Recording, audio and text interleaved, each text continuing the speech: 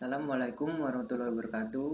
Saya Edo Agung Nugroho dari Prodi Teknik Elektro ingin menjelaskan tentang sejarah dan perkembangan ejaan.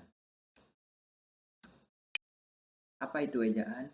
Menurut KBBI, ejaan adalah kaidah cara menggambarkan bunyi-bunyi, kata, kalimat, dan sebagainya dalam bentuk tulisan, huruf-huruf, serta penggunaan tanda baca. Sejarah dan perkembangan ejaan. Yang pertama ada ejaan Van Ophuijsen. Ini merupakan pedoman resmi ejaan yang pertama diterbitkan pada tahun 1901. Bahasa Indonesia pada saat itu masih disebut sebagai bahasa Melayu. Bisa ditebak dari nama ejaan. Ejaan ini disusun oleh orang Belanda yang bernama Charles van Ophuijsen dan dibantu oleh Engku Namawi, gelar Sultan Makmur, dan Muhammad Taib Sultan Ibrahim. Nah, berikut merupakan contoh ejaan Ophuijsen.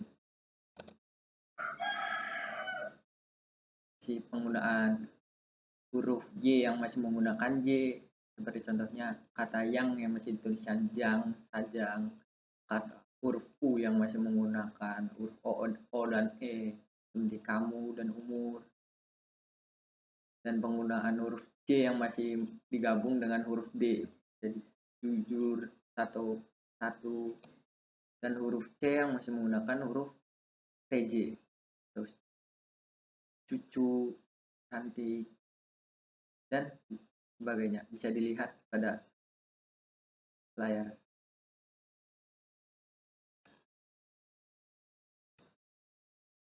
Oke. Selanjutnya ada ejaan Chwandi.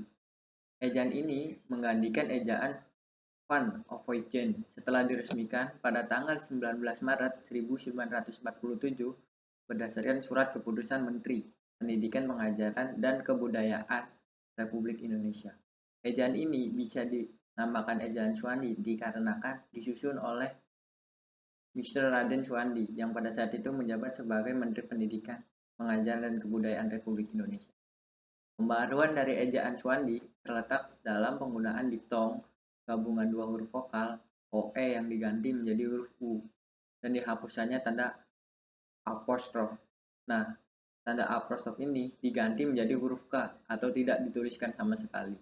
Contohnya pada Jumat, rakyat, dan mak. Yang ketiga ada ejaan pembaharuan. Melalui Kongres Bahasa Indonesia II di Medan tahun 1954, Profesor Muhammad Yamin menyarankan agar ejaan Chwandi disempurnakan. Kata pembaharuan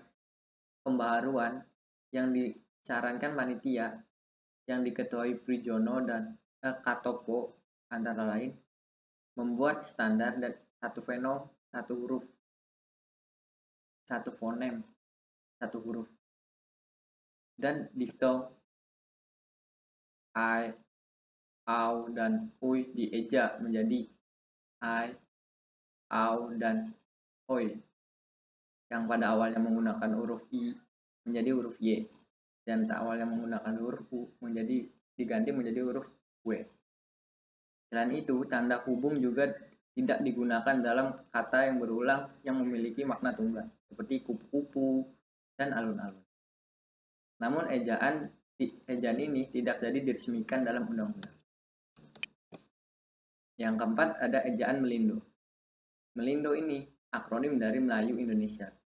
Draft penyusunan ejaan ini disusun pada tahun 1959 atas kerjasama Indonesia dan Persekutuan Tanah Melayu, yaitu adalah Malaysia. Dalam perubahan yang diajukan dalam ejaan ini tidak jauh berbeda dari ejaan pembaharuan. Ejaan Melindo ini bertujuan untuk menyeragamkan ejaan yang digunakan kedua negara. Secara Indonesia dan Malaysia memiliki bahasa yang mirip-mirip. Tapi sayangnya ejaan ini pun gagal diresmikan akibat ketegangan politik antara Indonesia dan Malaysia pada waktu itu.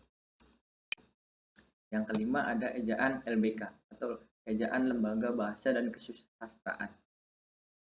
Ejaan ini bisa dibilang adalah lanjutan dari ejaan Melindo. Panitianya pun masih campuran antara Indonesia dan Malaysia. dan dibentuk pada tahun 1967. Isinya juga tidak jauh berbeda dari ejaan yang disempurnakan, yang akan dijelaskan pada selanjutnya. Hanya ada perbedaan di beberapa kaidah saja. Adapun huruf vokal dalam ejaan ini terdiri dari U, I, E, E, O, dan A. Dalam ejaan ini, istilah-istilah asing sudah mulai diserap seperti ekstra, kalb menjadi kalbu, gurilya menjadi gerilya.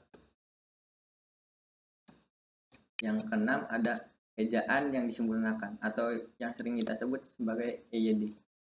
Ejaan ini berlaku sejak tahun 1972 sampai 2015. Di antara deretan ejaan di atas, EYD merupakan yang paling lama atau yang paling awet. Juga ejaan ini mengatur secara lengkap tentang kaidah penulisan bahasa Indonesia, antara lain tentang unsur bahasa serapan, tanda baca, pemakaian kata, pelafalan huruf E, penggunaan huruf kapital, dan penggunaan cetak miring. Selain itu, huruf F, P, Q, X, dan Z yang kental dengan unsur bahasa asing resmi menjadi bagian dari bahasa Indonesia. Yang ketujuh ada ejaan bahasa Indonesia atau sering disebut juga EBI.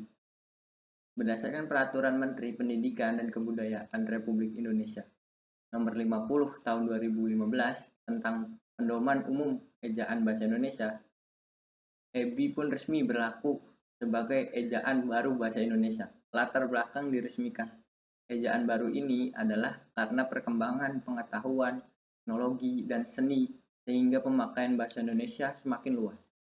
Ejaan ini menyempurnakan EYD, terutama dalam hal penambahan diftong, penggunaan huruf kapital, dan cetak tebal. Berikut contoh penggunaan EBI atau ejaan bahasa Indonesia. Huruf diftong yang berlaku antara lain I, AU, EI, dan OI. Lafal huruf E menjadi 3 jenis, seperti pada lafal peta, kena, militer. Penulisan cetak tebal untuk menegaskan bagian tulisan yang ditulis miring dan bagian-bagian karangan seperti judul, bab, dan subbab. Huruf kapital nama julukan seseorang. Contohnya Pak Haji Bahrudin, yang bisa dilihat seperti gambar. Yang terakhir ada tanda elipsis yang digunakan dalam kalimat yang tidak selesai dalam dialog. Oke, sekian yang bisa saya jelaskan, kurang lebihnya mohon maaf.